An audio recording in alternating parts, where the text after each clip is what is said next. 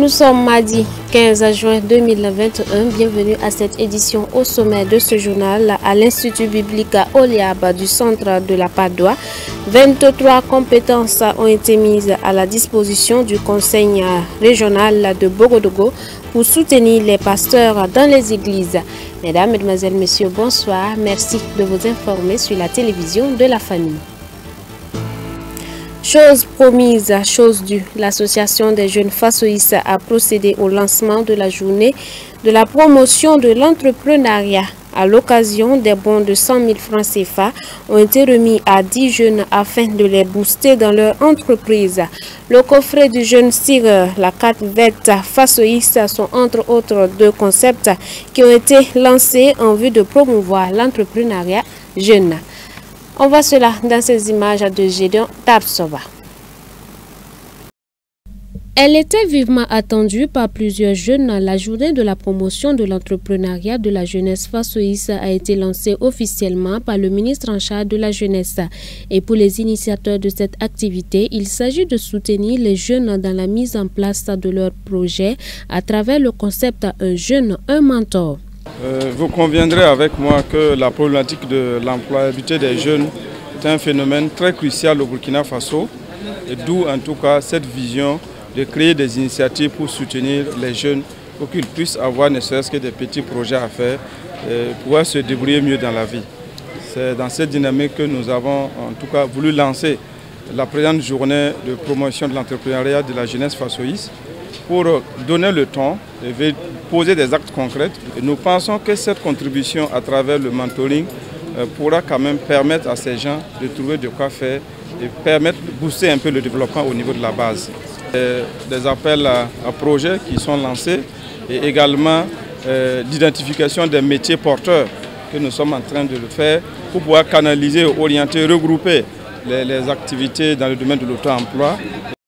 Ils ont reçu la somme de 100 000 francs chacun. Ces deux jeunes comptent booster leur entreprise avec ce soutien financier. Donc, je suis bénéficiaire des bons de Fassoïs. J'étais membre déjà et aujourd'hui je suis bénéficiaire. En tout cas, ce bon, je fais un peu d'élevage. Donc, ce bon va me permettre au moins d'acquérir un peu de poussins ajoutés et des vivres aussi pour ces poussins. En tout cas, je remercie beaucoup l'association.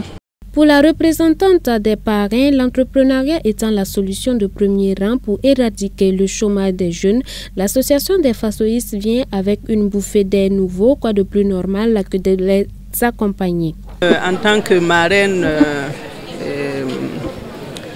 avec les autres coparrains, nous avons décidé d'accompagner les Fassoïstes. Nous avons décidé de les accompagner au vu de l'originalité des différents projets qu'ils souhaitent développer. Nous avons décidé de les accompagner parce qu'ils ont une vision, parce qu'ils ont des objectifs, parce qu'ils se donnent les moyens propres à eux de les réaliser, parce qu'ils s'outillent suffisamment pour être sûrs que ce qu'ils projettent aujourd'hui aura forcément un impact positif. Le ministre en charge de la jeunesse et de la promotion de l'entrepreneuriat salue tout simplement cette trouvaille des Fassoïstes. Lancer donc une journée de la promotion de l'entrepreneuriat est une belle initiative.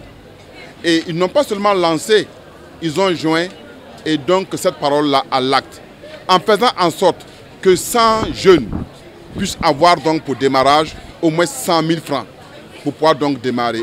Et de manière globale, c'est l'idée même qui est à saluer.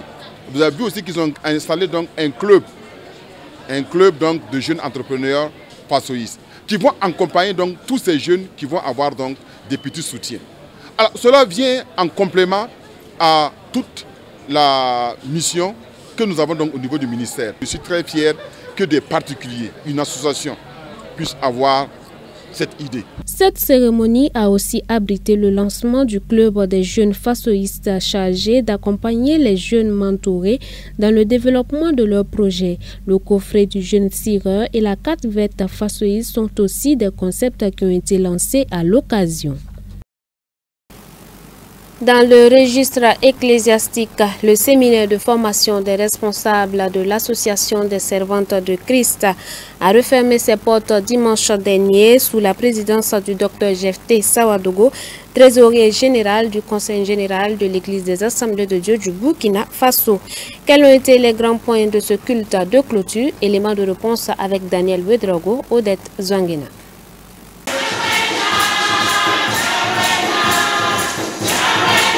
Après 2 jours de renforcement de capacité sur le leadership et sur bien d'autres thématiques, l'heure est à présent aux réjouissances et à l'action des grâces.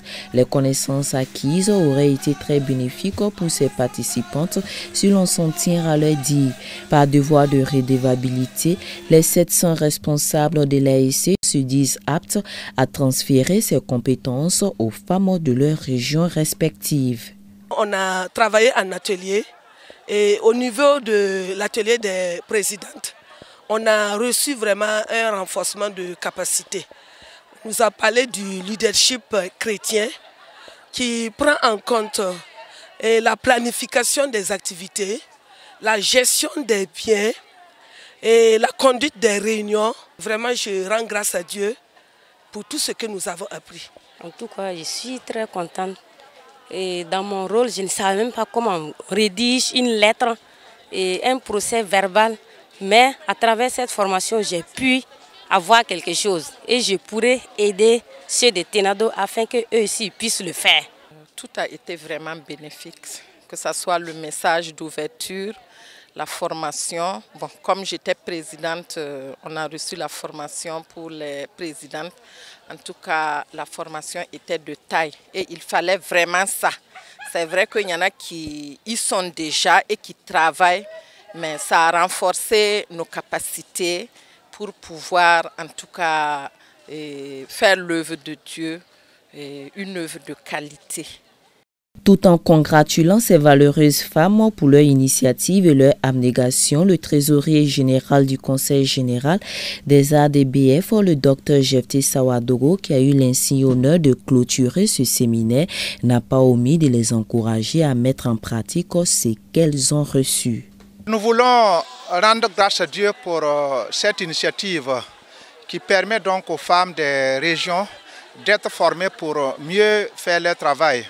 En tout cas, l'initiative est à féliciter et nous prions que Dieu aide les femmes qui ont passé ces 2 jours ici pour recevoir cette formation-là, de pouvoir transférer alors, ce qu'elles ont reçu dans les régions.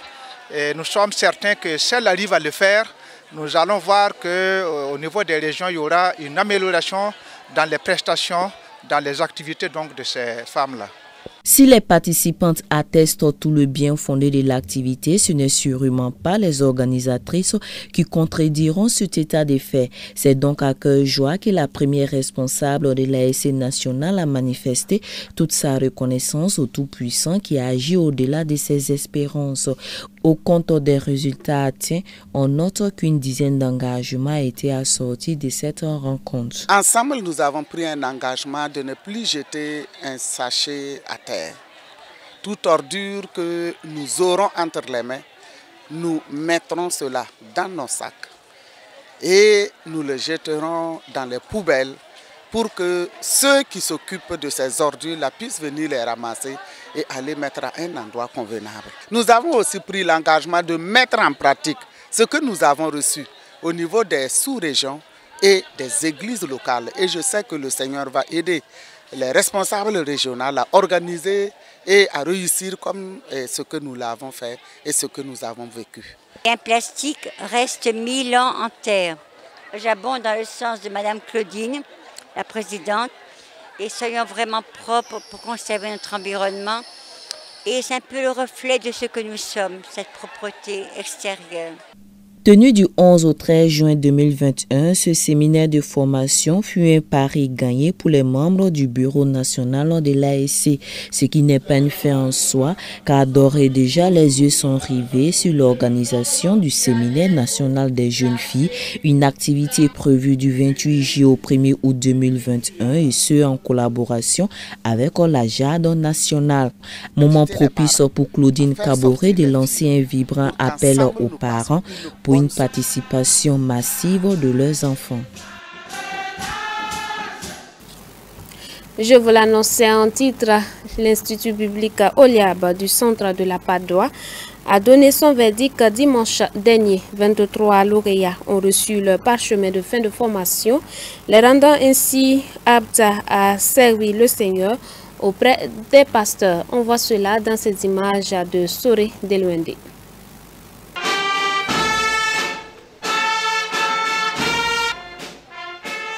Ils sont 23 lauréats, section morée et française confondus, à avoir reçu leur parchemin de fin de formation après 3 années de dur labeur passé à l'Institut biblique Oliab du centre de la Padoue.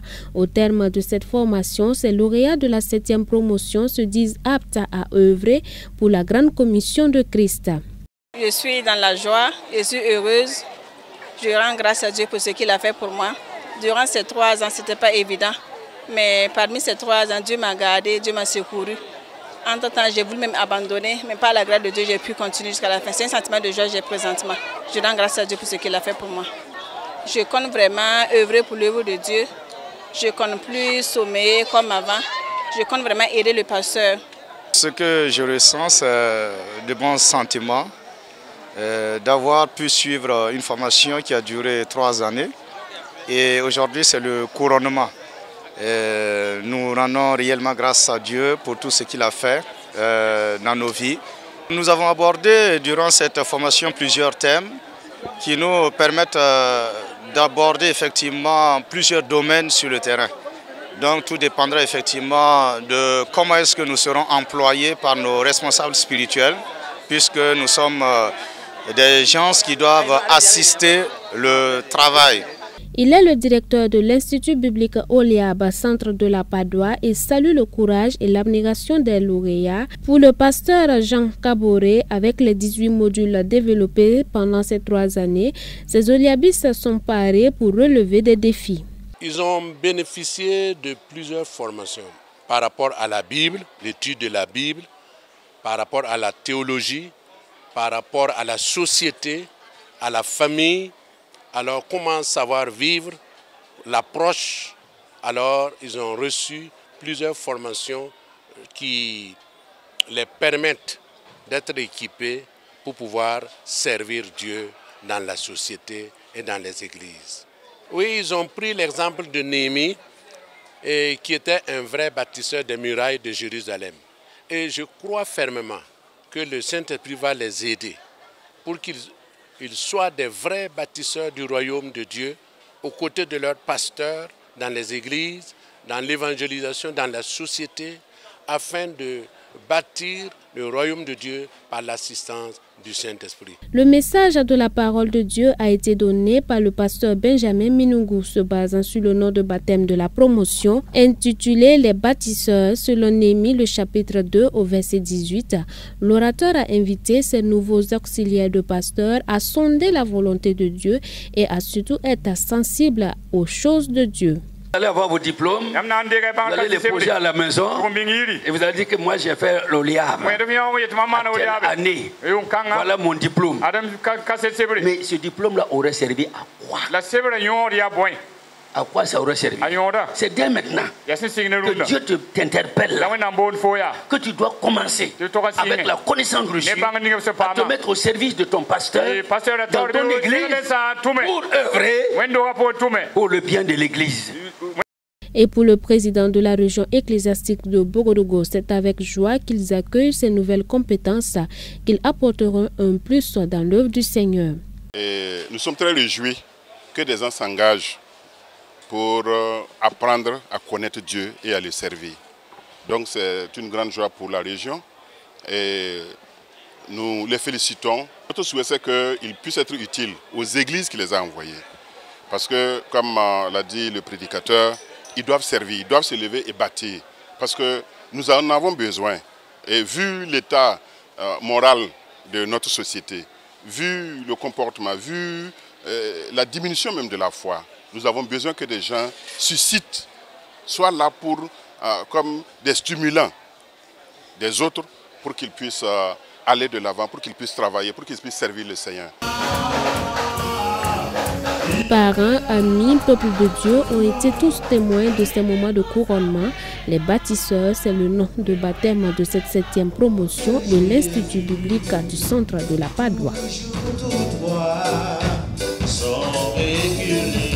Dans l'actualité, hors de chez nous, au Mozambique, rien ne peut se dresser entre les enfants et l'école, même pas une rivière.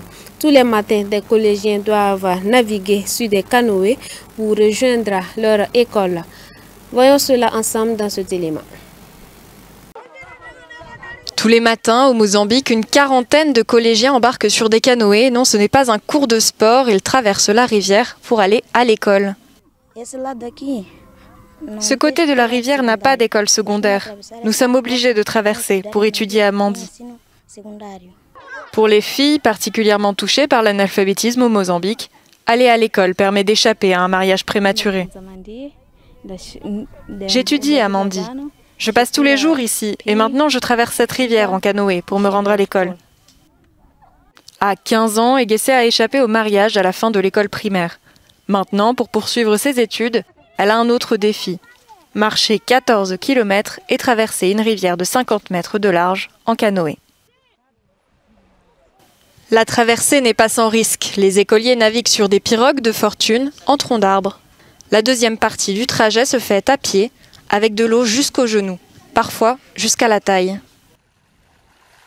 L'école primaire est obligatoire dans le pays à partir de 6 ans, mais à la fin du primaire, la plupart des enfants sont livrés au mariage ou à l'élevage du bétail. Les conseils d'école luttent contre ces pratiques afin d'éradiquer l'analphabétisme, qui touche encore 45% des adultes du pays.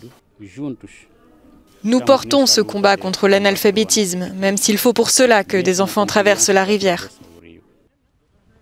Pour éviter la dangereuse traversée, certains parents louent des cabanes sur la rive de Mandi. L'école les encourage à placer leurs enfants en internat, mais pour l'instant, seulement 2 élèves résident sur place.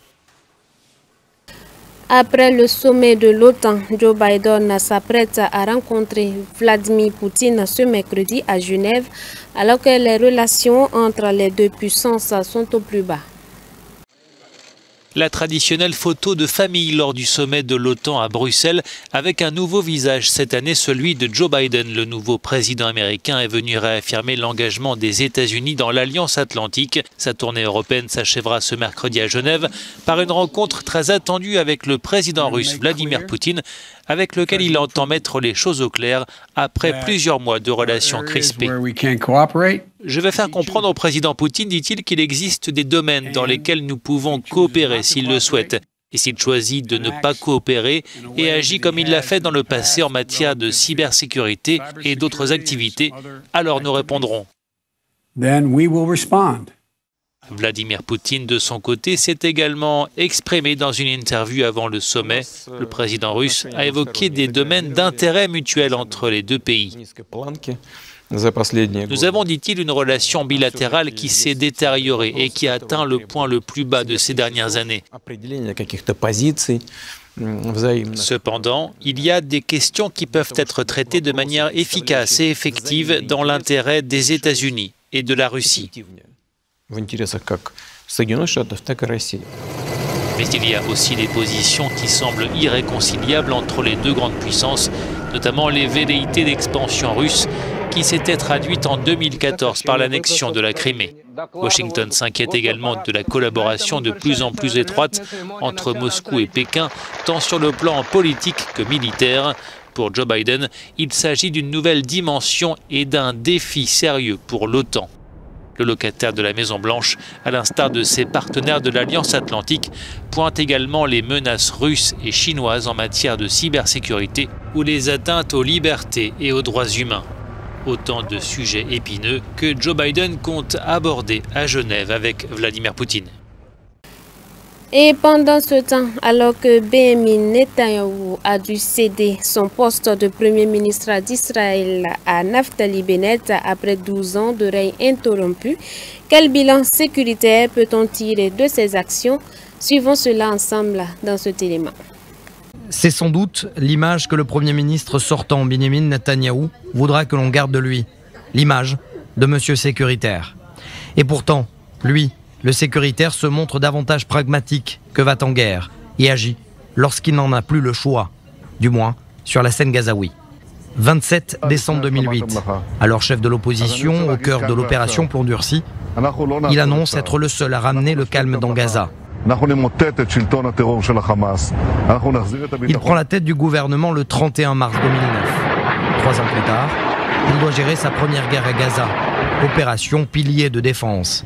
7 jours de combat, le Hamas est touché, affaibli, mais loin, très loin d'être dissuadé. La preuve, 2 ans et demi plus tard, le Hamas frappe, à nouveau. Enlèvement et assassinat de 3 adolescents dans les territoires. Israël lance l'opération Bordure protectrice.